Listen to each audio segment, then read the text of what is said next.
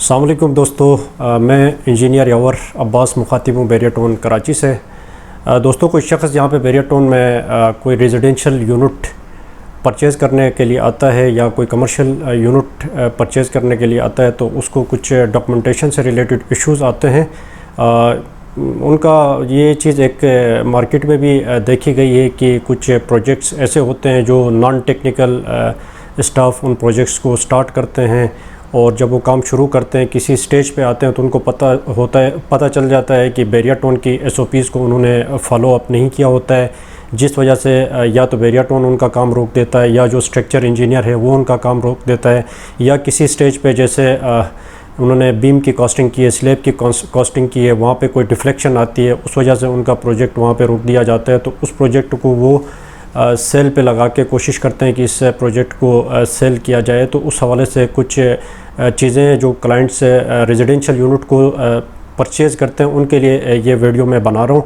तो वो जब भी बैरिया टाउन में आप किसी रेजिडेंशियल यूनिट को परचेज़ करते हैं तो आपको जो डॉक्यूमेंट से जो कंसीडर करने पड़ते हैं, सबसे पहले जो डॉक्यूमेंटेशन आप चेक करेंगे उसमें बेसिक डॉक्यूमेंटेशन में जो है वो अलॉटमेंट लेटर है, पोजीशन लेटर है और स्केचेस हैं। उसके बाद जो डॉक्यूमेंटेशन आती है जो कंस्ट्रक्शन से रिलेटेड होती है उसमें आर्किटेक्चरल ड्राइंग्स होती हैं जो बैरिया टाउन से अप्रूव्ड होती हैं।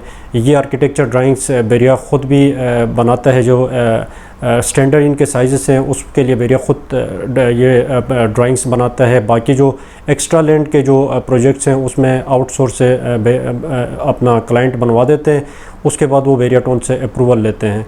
तो इसमें आपकी आर्किटेक्चर ड्राइंग्स हैं, इसमें ये आपको चेक करना पड़ेगा जो आर्किटेक्चर ड्राइंग्स बैरिया ने बैरिया ने दी हैं वो अप्रूव्ड हैं बैरिया से, या आउटसोर्स से बनवाई तो वो बैरिया से अप्रूव्ड हैं। उसके अलावा स्ट्रक्चर की ड्राइंग्स हैं वो अप्रूव्ड ड्राइंग होनी चाहिए, SBCA और PEC और बैरिया टाउन से अप्रूवल होनी चाहिए। ये भी आउटसोर्स से बनती हैं स्ट्रक्चर ड्राइंग्स।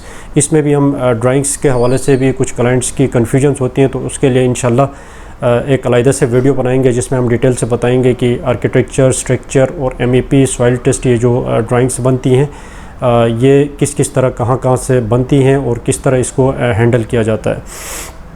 और इसके अलावा अगर हम बात करते हैं आर्किटेक्चर के बाद स्ट्रक्चर की ड्राइंग्स होती हैं, MEP की ड्राइंग्स होती हैं, सॉइल इन्वेस्टिगेशन रिपोर्ट होती है। फ़र्ज़ करें आप कोई प्रोजेक्ट लेते हैं, NOC के बाद लेते हैं, अभी इस पर कंस्ट्रक्शन शुरू नहीं हुई है, तो उसमें आपको सॉइल टेस्ट की रिपोर्ट एक बहुत इंपॉर्टेंट रोल आपको अदा करती है कि आपको पता चल जाता है कि जो जिस प्रोजेक्ट पे आप कंस्ट्रक्शन कर रहे हैं वो कहीं बैकफिल का एरिया तो नहीं है। इसमें खुसूसन देखा जाता है कुछ एरियाज़ ऐसे होते हैं जो बैकफिल्ड एरियाज़ होते हैं जिसमें बैरिया ने बैक फिलिंग की होती है और उसके ऊपर प्लॉट की कटिंग दी होती है। जब सॉइल टेस्ट किया जाता है तो उसमें काफ़ी डेप्थ में जाके उसकी फाउंडेशन डिज़ाइन होती है स्ट्रक्चर में, तो उसमें जो प्रोजेक्ट की कास्ट है वो बहुत बढ़ जाती है।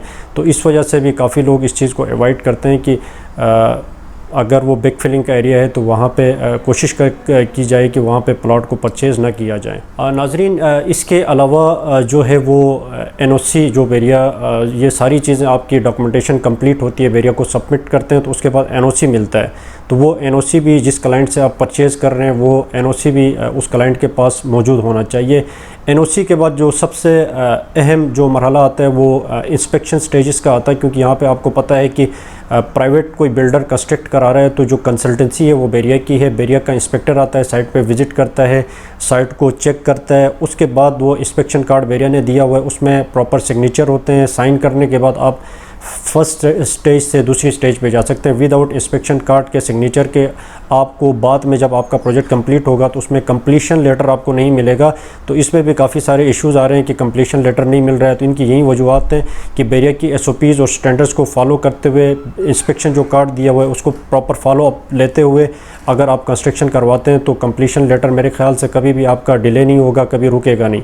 अगर इन स्टेजेस को आप कंसीडर नहीं करेंगे और SOPs की बैरिया को फॉलो नहीं करेंगे, इंस्पेक्शन कार्ड को प्रॉपर साइन नहीं करवाएंगे, मेंटेन नहीं रखेंगे, तो बाद में जो है कंप्लीशन सर्टिफिकेट नहीं मिलेगा और जो क्लाइंट उस प्रोजेक्ट को बाई करते हैं वो काफ़ी परेशान नज़र आते हैं कि हमें कंप्लीशन सर्टिफिकेट नहीं मिल रहा है। तो ये जो डॉक्यूमेंट्स मैंने आपको बताएं इसमें काइंडली आप जब भी यहाँ पे परचेज़ करें, रेजिडेंशियल यूनिट्स की मैं अभी बता रहा हूँ, बाकी कमर्शियल के लिए क्या SOPs होंगी, क्या क्या चीज़ें डॉक्यूमेंट्स चेक करने होंगे वो इसमें इंशाल्लाह एक सेपरेट वीडियो में बनाऊँगा जिसमें कमर्शियल में आप जब भी परचेजिंग करें, कोई शॉप परचेज़ करें, कोई फूड कोर्ट में कोई शॉप परचेज़ करें तो उनमें क्या क्या डॉक्यूमेंट्स आप कंसीडर करें ताकि बाद में आपके लिए इश्यूज़ ना आए। तो ये डॉक्यूमेंटेशन आप मद्देनज़र रखें। और बैरियर टाउन में कोई भी किसी किस्म की आप परचेजिंग करते हैं या कंस्ट्रक्शन करवाना चाहते हैं, कुछ भी बैरियर टाउन में इस तरह का कोई मरहले में आप स्टक हो जाते हैं, आपको समझ नहीं आता है, तो आप हमसे रब्ता कर सकते हैं। फ्री ऑफ कास्ट आप गाइडेंस ले सकते हैं। कोई प्रोजेक्ट आप सेल करना चाहते हैं, परचेज़ करना चाहते हैं,